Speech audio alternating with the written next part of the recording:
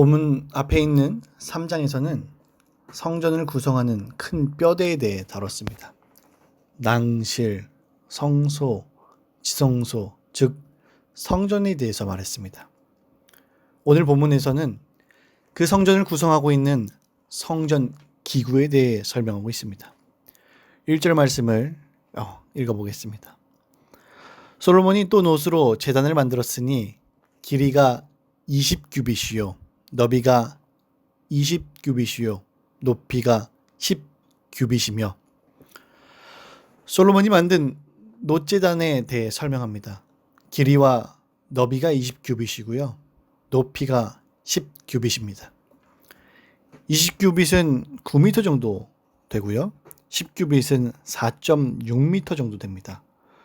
우리가 상상해봐도 굉장히 크다는 것을 알 수 있습니다. 이곳에서는 하나님께 드리는 제물을 바치는 장소였습니다. 2절에서는 놋바다에 대해서 설명을 하고 있습니다. 2절 말씀을 읽어보겠습니다. 또 놋을 부어 바다를 만들었으니 지름이 10규빗이요 그 모양이 둥글며 그 높이는 5규빗이요 주위는 30규빗 길이의 줄을 두를 만하며 놋바다도요 엄청 큽니다. 물이 3,000바 즉 3,000발 66,000리터를 담을 수 있다라고 얘기해요. 쉽게 생각하면은 제사장만을 위한 전용 엄청 큰 욕조라고 생각하면 되겠습니다. 제사장은 성막에 들어가기 전 제사를 드리기 전에 몸을 씻어야 했습니다. 또 6절에는 놋바다에 대한 추가 설명과 함께 물두멍에 대해서 이렇게 말하고 있습니다. 6절입니다. 또 물두멍 10개를 만들어 5개는 오른쪽에 두고 5개는 왼쪽에 두어 씻게 하되 번제에 속한 물건을 거기서 씻게 하였으며 그 바다는 제사장들이 씻기 위한 것이더라. 아멘. 물두멍 10개, 즉 놋대야에 대해서 설명하고 있습니다. 이곳은 제물을 씻는 장소입니다. 지금 세 가지에 대해서 이야기했습니다. 놋제단, 놋바다, 놋대야입니다. 놋제단은 하나님께 제사를 드리는 장소였습니다. 그리고 이것에 제사를 드리기 전 반드시 해야 될 것은 제사장은 놋바다에서 자신의 몸을 거룩히 씻어야 한다는 것입니다. 그리고 놋대야에서는 제물을 씻어야 합니다. 깨끗하고 정결하지 않은 흠이 있는 제물은 하나님이 받지 않으십니다. 아무리 아름답게 짓고 화려해 보이고 모든 것을 다 갖추어 보인다고 할지라도 솔로몬 성전이 아무리 아름다워 보이더라도 제사장이 씻지 않고 드리는 제사를 하나님은 받지 않으십니다. 정결하지 않은 예물 또한 받지 않으십니다. 이게 우리들에게 뭘 얘기하고 있을까요? 아무리 건물이 화려하고 대단하게 예배당을 지어놓고 몇천 명이 오고요. 몇만 명이 예배를 드린다고 할지라도 자신을 씻지 않고 하나님 앞에 자신을 정결하게 드리지 않고 드리는 수많은 예배는 하나님이 받지 않으시겠다고 말하는 것입니다. 만인 제사장인 그리스도인이라면 우리는 주일날에 나오는 예배만이 중요한 것이 아니라 삶의 예배가 가장 중요합니다. 자신을 정결하게 씻지 않고 드리는 수많은 예배는 가증스럽고 더럽다라고 얘기하십니다. 그리고 정결하지 않은 예물 또한 받지 않으십니다. 불법을 행하는 돈으로 하나님께 아무리 11조를 드리고 몇 억을 드린다고 할지라도 하나님은 역겹다고 말하실 것입니다. 또한 놋대야는요 10개나 있었습니다. 10개가 있었기 때문에 엄청난 제물이 드려진 것이죠. 하지만 이렇게 많은 제물이 드려진다고 해도 오물이 묻어 있거나 더럽다면 그 예물은 받지 않으십니다. 드릴 수 없다는 거죠. 아모스서에서는 이렇게 고발하고 있습니다. 아모스 5장 22절에는 너희가 내게 번제나 소제를 드릴지라도 내가 받지 아니할 것이요 너희의 살찐 희생의 화목제도 내가 돌아보지 아니하리라.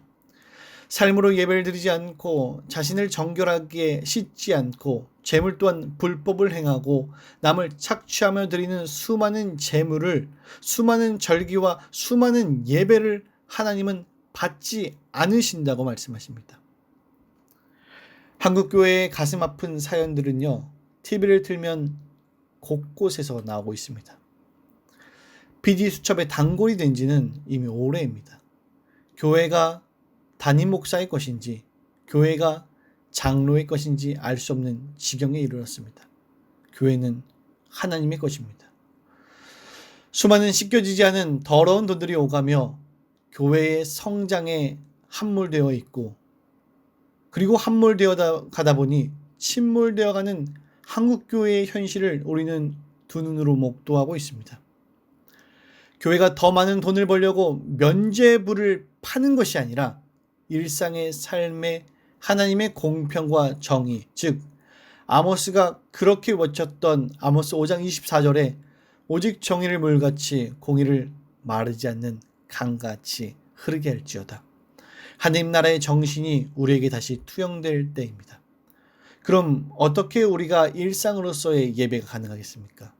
오늘 본문으로 말하자면요, 놋바다로 들어가서 자신을 정결하게 씻는 거룩한 제사장, 또한 놋대야에서 우리가 드릴 제물을 정결하게 하는 제사장, 거룩한 그리스도인이 되라고 말하고 있습니다. 즉 주의 보좌 앞으로 나아가야 한다는 거죠.